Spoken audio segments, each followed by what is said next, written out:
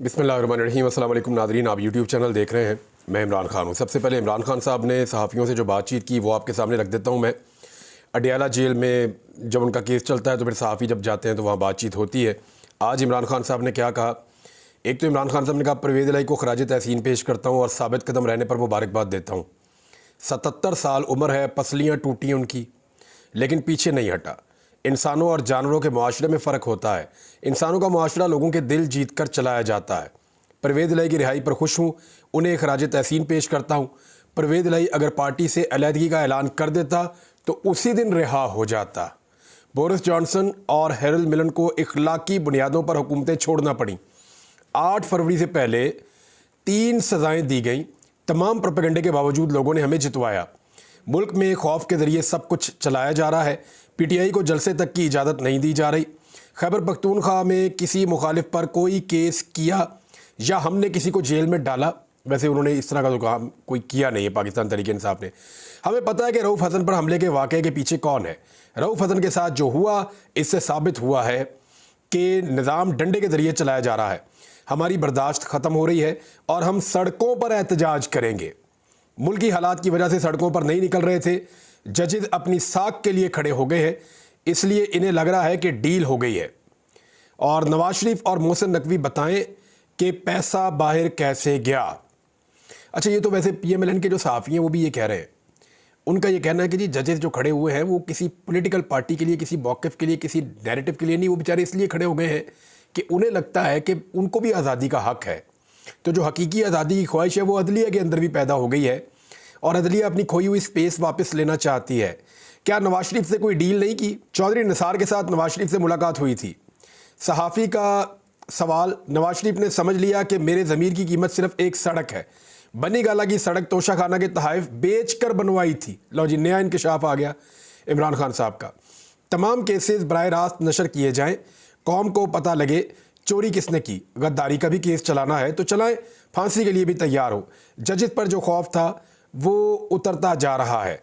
शहबाज शरीफ कह रहा है कि मुश्किल फैसले करने पड़ेंगे। मुश्किल फैसले तब होते हैं जब लीडर कुर्बानियां खुद देने से शुरू करे। नवाज शरीफ, शहबाज शरीफ और जरदारी बैरून मुल्क रखे गए अरबों रुपए वापस लेकर आए। कौम बहुत कुर्बानी दे चुकी, अब कौम पहले आपसे कुर्बानी चाहेगी। मीडिया का मुंह बंद करने के लिए फार्म 47 की वजीर आला ने हत्क इज्जत का कानून पास कर दिया। मुल्क में खौफ के जरिए सब कुछ चलाया जा रहा है। पीटीआई को जलसे तक करने की इजाज़त नहीं दी जा रही। 30 मई को सुप्रीम कोर्ट में मेरा मैच है। इंसानों और जानवरों के मुआशरे में फ़र्क होता है। इंसानों का मुआशरा लोगों के दिल जीत कर चलाया जाता है। अमेरिका को इजाज़त है कि वो हुकूमत गिरा दे, मुझे ये इजाज़त नहीं कि मैं अमेरिका की साजिश को बेनकाब करूँ। मेरे पाकिस्तानियों, इस फस्ताई निज़ाम के खिलाफ जंग आखिरी मरहले में दाखिल हो चुकी है। मैं अपने तमाम पार्टी वर्कर्स और अवाम को कहता हूं कि आप तैयारी कर लें, मैं जल्द सड़कों पर निकलने की कॉल दूंगा। यह है जी इमरान खान साहब का मौक़िफ़। एक चीज़ और है जो इमरान खान साहब ने कही है और वो बहुत इंपॉर्टेंट है। उसका जो यहाँ तो एक जुमला सिर्फ था कि मेरा 30 तारीख को मैच है सुप्रीम कोर्ट ऑफ पाकिस्तान में। अब ये जो मैच है इमरान खान साहब का सुप्रीम कोर्ट ऑफ पाकिस्तान में, और पूरा पाकिस्तान इस मैच को देखना चाहता है। इस पर बैरिस्टर गौर साहब ने भी कहा है। उन्होंने कहा कि इमरान खान ने कहा मैं सुप्रीम कोर्ट में अपना मुकदमा खुद लड़ूंगा। हम नहीं चाहते कि मुल्क में किसी किस्म का इंतशार हो। इस ज्यादती का अदाला होना चाहिए जो ज्यादती हुई है रऊफ़ हसन साहब के साथ, उस पर भी इमरान खान साहब ने बात की। इसकी मुकम्मल हर जाविये से तहकीकात होनी चाहिए। और तहरीक इंसाफ ने कहा कि इसके अंदर दहशतगर्दी की दफ़ात भी शामिल की जाए। इक़दाम कत्ल की दफ़ात शामिल हो गई हैं। मैंने आपसे कल ही कहा था कि ये इक़दाम कत्ल है, ये कत्ल करने की साजिश है। वो जिस तरह उसने आदमी ने ब्लेड मारा है जो ख़वातीन के कपड़ों में था, तो वो ब्लेड मारने का उसका जो अंदाज़ था, ऐसा लगता था कि वो गले के ऊपर अटैक करना चाहता है। लेकिन जैसे रऊफ़ हसन साहब नीचे झुक कर पीछे की तरफ हटे हैं तो वो बजाय उनके गले पे लगने पे उनके गाल के निचले हिस्से पे यहाँ पे टच किया और वहाँ पे कट लगा उनको बहुत बड़ा। तो काफ़ी सारे टांके हैं, उनको बड़ा अफसोसनाक है, लेकिन बड़े हिम्मत वाले हैं। आज वो अपने ऑफिस भी पहुँचे और वहाँ उनकी बड़ी अहम मुलाकातें भी हुई, बाद में बताता हूँ। लेकिन बैरिस्टर गौर ने यह कहा कि रऊफ़ हसन पर हमला तहरीक इंसाफ के लीडर्स पर हमला है और सुप्रीम कोर्ट से रऊफ़ हसन हमले पर पहले नोटिस लेने का मुतालबा किया। और फिर साथ ही उन्होंने ये कहा कि जुडिशल कमीशन इसके ऊपर बनाया जाए। पाकिस्तान तहरीक इंसाफ ने वैसे मुतालबा कर दिया है कि ये हमला बड़ा सीरियस नौइयत का है कि पीपल्स पार्टी ने इसकी मजम्मत की है, पीएमएलएन के लोगों ने मजम्मत की है, तमाम पॉलिटिकल पार्टीज़ की मजम्मत कर रही हैं। और पुलिस मुकम्मल तौर पे नाकाम है कि ये हमला किसने किया, किसको पकड़ना है। तो ऐसी सूरत हाल में पाकिस्तान तहरीक इंसाफ का ये मुतालबा कि जुडिशल कमीशन बनाया जाए, इसको हवा में नहीं फेंका जा सकता, जुडिशल कमीशन बनाना पड़ेगा। अक़वाम मुत्तहिदा का मिशन आया जी, और उसने मुलाकात की इस्लामाबाद में रऊफ़ हसन साहब से पाकिस्तान तहरीक इंसाफ के दफ्तर में। तो जो ख़बर है वो ये है कि गुज़िश्ता रोज़ जो नामालूम अफराद के हमले में ज़ख्मी हुए थे और अक़वाम मुत्तहिदा के वफ़द ने PTI के सेक्रेटेरिएट इस्लामाबाद में रऊफ़ हसन की खैरियत मालूम की और उनसे मुलाकात की। अच्छा, इस बीच में जो है उमर अयूब साहब ने इसके बाद एक स्टेटमेंट दिया। उन्होंने कहा कि एक ब्लेड का हमला रऊफ़ हसन की शहरक काटने के लिए किया गया था और छुरी नमा तेज़ धार वाले आले से इनका चेहरा चीर डाला। कोई बड़ा हादसा होने जा रहा था जिससे अल्लाह ने बचा लिया। रऊफ़ हसन ने बड़ी बहादुरी से सब मामले को देखा है। और देखिए 24 घंटे के अंदर अंदर, वैसे बहादुरी की मिसालें तो पाकिस्तान तहरीक इंसाफ ने कायम की हैं। 24 घंटे के अंदर अंदर पाकिस्तान तहरीक इंसाफ के लीडर पहुँच गए अपने दफ्तर में भी। हम्माद अज़हर ने भी अपनी रूपोशी ख़त्म कर दी।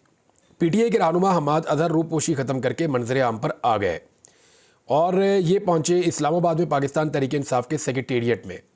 9 मई के बाद से लेकर अब तक ये रूपोश थे, सामने नहीं आ रहे थे और अब तकरीबन 1 साल बाद मंजर आम पर आ गए हैं। उन्होंने कहा, कल मुझे बानी तहरीक इंसाफ का पैगाम मसूल हुआ कि अब आपके बाहर आने का वक्त हो गया है और यहाँ से पेशावर जाकर कबल अज़ गिरफ्तारी ज़मानत लेकर अदालत में पेश होऊंगा। उनका कहना था कि इससे पहले मुझे कहा गया कि तुम पर तशद्दुद होगा, इसलिए रूपोश हो जाओ, लेकिन अब रूपोशी ख़त्म कर दी है।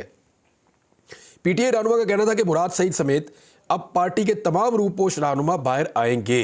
हम्माद अज़हर ने कहा कि मैं रऊफ़ हसन से मिलने के लिए आया हूँ, उन पर हमले की मजम्मत करते हैं और हम किसी सूरत नहीं झुकेंगे। अच्छा, पुलिस ने एक छापा भी मारा, गिरफ्तारी करने की कोशिश भी की, लेकिन उस वक्त तक हम्माद अज़हर साहब जा चुके थे। लेकिन जब पुलिस ने छापा मारा और गिरफ्तारी करने की कोशिश की तो उस वक्त अक़वाम मुत्तहिदा का जो वफ़द है वो पाकिस्तान तहरीक इंसाफ के सेक्रेटेरिएट में मुबैना तौर पर मौजूद था। तो ये भी कोई अच्छे ऑप्टिक्स नहीं है, दुनिया को बड़े अजीब अजीब पैगामात जो है वो हम भिजवाते हैं। अब हुकूमत इतनी सटपटा गई है मौजूदा सूरत हाल में, क्योंकि अदालतों से जो चीज़ें रिपोर्ट हो रही हैं वो हुकूमत को बिल्कुल सूट नहीं कर रही।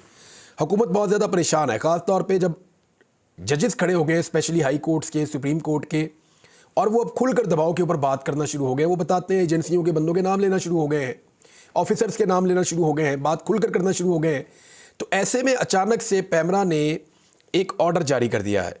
पैमरा ने ऑर्डर जारी किया जी, अदालत की जो रिपोर्टिंग होती है वो भी नहीं की जा सकती, यानी जो कुछ भी अदालत के अंदर हो रहा है उसको रिपोर्ट भी नहीं किया जा सकेगा। तो उसको जो press association of supreme court और Islamabad high court journal association का, जो जर्नलिस्ट हैं उनकी एसोसिएशन का मुश्तरका हंगामी इजलास हुआ और उसमें पैमरा की जानिब से 21 मई के नोटिफिकेशन का जायज़ा लिया गया। अदालतों की रिपोर्टिंग करने वाली दोनों सहाफ़ती तंजीमों ने पैमरा नोटिफिकेशन को आज़ादी सहाफ़त, आज़ाद अदलिया के ख़िलाफ़ करार देते हुए मुस्तरद कर दिया। यानी इतना जुल्म तो पहले कभी नहीं हुआ था जिस तरह के कानून मरीम नवाज़ बना रही है। यानी इससे 10% इंटेंसिटी के कानून अगर बन रहे थे PTI के दौर में, तो इन्होंने तो उससे 10 गुना वज़नी और 10 गुना ब्रूटल किस्म के कानून बना दिए हैं, ज़्यादा सख्त कवानीन बना दिए हैं। तो वो 10% के ऊपर मरीम नवाज़ साहबा बहुत चलाया करती थी, बहुत ज़्यादा वावेला किया करती थी, बहुत ज़्यादा मातम करती थी, और आज वही मरीम नवाज़ जो है वो कानून बना रही है। एक पर्ची के ऊपर तो ये कानून बना देते हैं, इनकी जो औकात ही ऐसी है, पर्ची के ऊपर इनको लिख के दिया जाता है, जो इनको कहा जाता है ये वो कर देते हैं। इससे बाहर तो ये जा नहीं सकते। जैसे इनकी हुकूमत बनी है पर्ची के ऊपर, वैसे ही बेचारे पर्ची के ऊपर हुकूमत चला भी रहे हैं, जो इनको ऑर्डर आता है उसको ये फॉलो कर लेते हैं। बहरहाल ये भी मुस्तरद कर दिया गया, पैमरा ने जो पाबंदी लगाई है रिपोर्टर्स की जानिब से। और एक और बड़ी खबर है, देखिए अगर ये मामला चलाया था ना अदालत में, और अदालत में जाके सहाफ़ी कहते हैं जी हमें तो रिपोर्ट करने से ही मना कर दिया, हम तो अदालती कार्रवाई को रिपोर्ट ही नहीं कर सकते। अब आपको अगर कोई गालियाँ भी देता रहे बाहर तो वो देता रहे, और उसके जवाब में अगर आप अदालत से कुछ कहें तो वो हम रिपोर्ट ही नहीं कर सकते, तो फिर अदालत इसके ऊपर नोटिस लेगी। जो आज़ादी इज़हार राय है उसको दबाया नहीं जा सकता, उसको रोका नहीं जा सकता। नाज़रीन, एक और ख़बर है और वो यास्मीन राशिद साहिबा के हवाले से है। कैंसर की वो पेशेंट रही हैं, बड़ा मुश्किल उनका इलाज हुआ है, लगभग 70 साल से ज़ायद उनकी उम्र है, बहुत सीनियर सियासतदान और बड़ी इज़्ज़तदार खातून है डॉक्टर यास्मीन राशिद साहिबा। और अब गर्मी की एक लपेट आई है, एक वेव आई है, तो उनकी तबीयत ख़राब हो गई जेल के अंदर। बड़ी इस्तकामत के साथ उन्होंने जेल काटी है, हमेशा उनके चेहरे पे एक मुस्कुराहट देखी है, बड़े ज़बरदस्त करैक्टर का उन्होंने मुजाहरा किया है और बड़ी हिम्मत के साथ उन्होंने जेल काटी है। ऐसे नौजवान भी नहीं काट सकते, मर्द भी नहीं काट सकते, एक बूढ़ी कैंसर ज़दा खातून होने के बावजूद उन्होंने ये जेल बड़ी हिम्मत और इस्तकामत के साथ काटी है। वो बीमार हो गई हैं और अस्पताल उनको मुंतकिल किया गया है। तो ये एक बड़ी अफसोसनाक खबर है। सबको होश के नाखून लेने चाहिए कि डॉक्टर साहिबा की उम्र भी ज़्यादा है, वो कैंसर से भी सर्वाइव कर चुकी हैं। तो एक ऐसी खातून को झूठे मुकदमात में लंबे अरसे तक जेलों के अंदर बंद रखना, इससे बड़ा जुल्म और ज़्यादती हो नहीं सकती। एक और बहुत बड़ा इंकशाफ हुआ है नाज़रीन, और ये जो इंकशाफ है ये किया है मुशाहिद हुसैन सैयद साहब ने। देखिए, इससे पहले हमने इस बारे में जब खबरें दी तो हमारे ऊपर तो गद्दारियों के फतवे लग गए। ये कहा गया कि जनाब ये तो गद्दार हैं, इनको पकड़ के अंदर डालो। मैंने 2021 में जब प्रोग्राम करके बताया कि इमरान खान साहब को किन चीज़ों के लिए मजबूर किया जा रहा है, तो मेरे साथ बाकायदा झगड़ा कर दिया फ़ोन करके लोगों ने ऑफिशियल नंबर्स के ऊपर से, और बड़ी बदतमीज़ी की गई मेरे साथ। मुझे नौकरियों से बार बार निकलवाया गया इन खबरों की वजह से। तो अब इन खबरों की तस्दीक कौन कर रहा है? जो बहुत करीब है उनके, मुशाहिद हुसैन सैयद साहब, सेनेटर मुशाहिद हुसैन सैयद साहब, जो बड़े अहम सियासतदान हैं, तमाम हलकों में उनकी बड़ी इज्जत है। वो ये फरमा रहे हैं कि पिछली मिलिट्री हाई कमान ने, अब वो बाजवा साहब ही थे, कुछ लोग इसको बाजवा साहब लिख भी रहे हैं खबरों के अंदर, उन्होंने कहा जी पिछली मिलिट्री हाई कमान ने अमेरिका को यकीन दहानी करवाई थी कि हम इसराइल को तस्लीम कर लेंगे। बहुत बड़ी खबर है। हम मिसाइल प्रोग्राम पर समझौता भी कर लेंगे। ये जो पाकिस्तान का मिसाइल प्रोग्राम है जो दूर तक जाके अटैक कर सकता है, तो पाकिस्तान उस पर भी समझौता कर लेगा।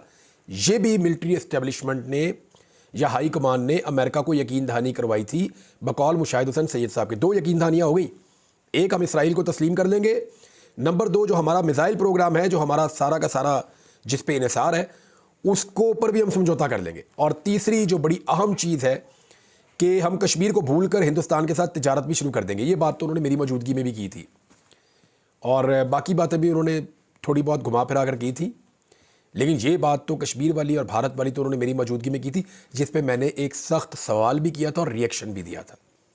उसके बाद मुझे फिर दोबारा बुलाया भी नहीं गया था।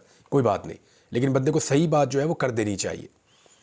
अब इस पे जो है वो पाकिस्तान तहरीक इंसाफ ने डायरेक्टली कहा कि जनरल बाजवा ने अमेरिका को पैगाम दिया, और इससे पहले लफ्ज़ गद्दार इस्तेमाल किया, जो उनका ऑफिशियल पेज है उस पर। उन्होंने कहा जी हम मिसाइल प्रोग्राम पर समझौता कर लेंगे, हम इसराइल को तस्लीम कर देंगे, हम कश्मीर का सौदा कर लेंगे। इमरान खान इस मंसूबे में सबसे बड़ी रुकावट थे, इसलिए साजिश करके हटाया गया। ये पाकिस्तान तहरीक इंसाफ ने कहा है कि उस वक्त की जो मिलिट्री हाई कमान थी, उन्होंने क्योंकि अमेरिका को यकीन दहानी करवाई थी और इमरान खान साहब रुकावट डाल रहे थे, तो फिर अमेरिका की ईमा के ऊपर उस वक्त की इस्टेब्लिशमेंट ने इमरान खान साहब की हुकूमत तब्दील कर दी। ये लुब्बे लुबाब पाकिस्तान तहरीक इंसाफ इसमें कह रही है। इसी पे जो है वो एक और स्टेटमेंट अल्लामा राजा नासिर अब्बास साहब ने दिया। उन्होंने कहा जी कि NDU में बाजवा साहब ने इसराइल का सफारत खाना खोलने से मुताल्लिक बात की है। मुझे खुशी है इसराइल के ख़िलाफ़ हमारा सेनेट खड़ा हो जाएगा। यानी अल्लामा राजा नासिर अब्बास साहब भी यही इल्ज़ाम जनरल बाजवा साहब पे लगा रहे हैं कि इसराइल का सफारत खाना खोलने के हवाले से NDU में जनरल रिटायर बाजवा साहब ने बातचीत की। अब जनरल बाजवा साहब की ये ख्वाहिशात जो हैं, क्या ये वाकई मौजूद थी? इस हवाले से चंद सहाफ़ियों ने मेरे से बात की थी उस दौर में, वो फिर कभी के लिए रखते हैं, मैं आपको बताऊंगा। लेकिन अभी कुछ और ख़बरें हैं वो आपके साथ शेयर कर देते हैं। किर्गिस्तान से जो तालिब इल्म वापस आ रहे हैं उनके लिए खैबर पख्तूनख्वा की हुकूमत तो काम कर रही है, लेकिन वफाकी हुकूमत लगातार रुकावटें डाल रही है। बार बार फ़्लाइट्स का शेड्यूल जो है उसको कैंसिल किया जा रहा है, और ख़ुद काम कर नहीं रहे, दूसरों को काम करने नहीं दे रहे। हत्ता कि यहाँ तक हो गया कि अभी एक और फ़्लाइट थी, उसका शेड्यूल भी चेंज कर दिया गया। जो बेचारे तालिब इल्म पहले अपने हॉस्टल्स के अंदर महसूर थे, वो अब एयरपोर्ट के अंदर फंसे हुए हैं और बड़े लंबी देर से फंसे हुए हैं।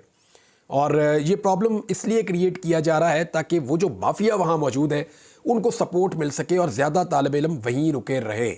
ये खौफ की फ़िज़ा अगर ज़्यादा बढ़ती है और तालिब इल्म बड़े पैमाने पर पाकिस्तान आ जाते हैं, तो अगले साल के लिए जो दाखिले होने जा रहे हैं उनमें कॉन्ट्रैक्टर्स का और वहाँ पे जो मौजूद माफिया है जो तालीम का धंधा करता है उसको बड़ा नुकसान हो जाएगा। नाज़रीन, जो हद तक इज़्ज़त का बिल मंजूर किया गया पंजाब असम्बली से, पाकिस्तान पीपल्स पार्टी ने मुस्लिम लीग नून से कुछ दूरी इख्तियार कर ली है इस मामले पर, क्योंकि सारा का सारा मीडिया ख़िलाफ़ हो गया है, इंसानी हकूक़ की तंजीमें ख़िलाफ़ हो गई हैं, और जितने भी आलमी सतह पे फोरम हैं या पाकिस्तान के अंदर जितने लोग हैं, सारी पॉलिटिकल पार्टीज़ हैं, वो कह रही है ये क्या आपने गंद मारा है।